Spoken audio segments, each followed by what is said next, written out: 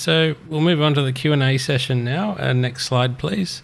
So I work for the network of aquaculture centres in Asia Pacific, and if you haven't heard of us before, it's an intergovernmental organisation that promotes rural development through sustainable aquaculture and aquatic resource management.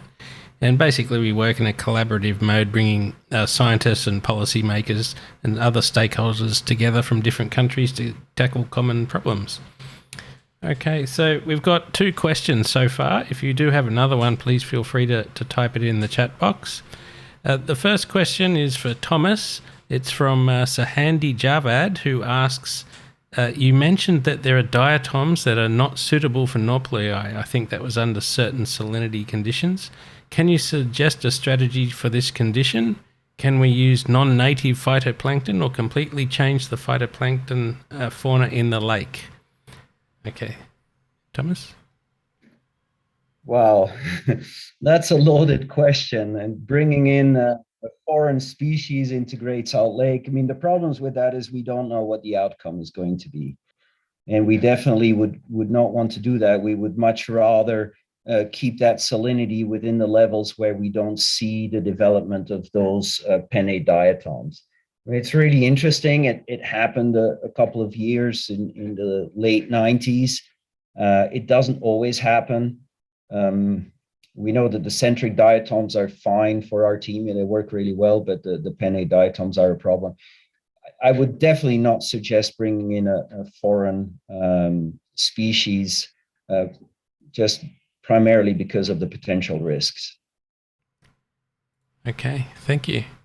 The only other question we've had so far is from Jose Luis Aguilar, who wants to know if the current war in Ukraine will affect annual production or market price of brine shrimp cysts. If anybody has a view on that, please just jump in. I might want to give that a try, and maybe Tim can tag team with me on that.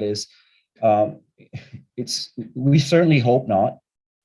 We think that Artemia is so important to aquaculture, and we have seen in multiple studies now and multiple field studies that the more Artemia that's being used to produce a certain amount of larvae, 1 million post-larvae, for example, using more Artemia really gives you much better results, not just at the hatchery and nursery level, but also at the grow-out level. So we certainly hope that Artemia is going to be available to the world. What is going to happen from a geopolitical perspective, we really don't have a crystal ball, and we can't say. Can I just add, I think that this sort of points up one of the part of the good news, if there's a silver lining, it's that by having multiple sources of Artemia around the world, it does insulate a little bit the supply system from this kind of disruption, political disruption that we're seeing in Russia and Ukraine.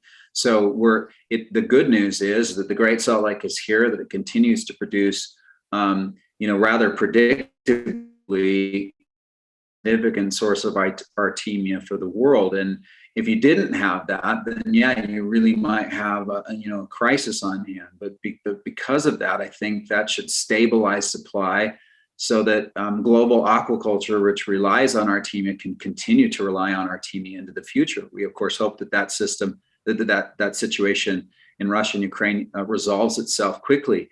I think that's for the good of everybody. But the good news is that the Great Salt Lake is here and it's producing, and we think those other systems will come back online too.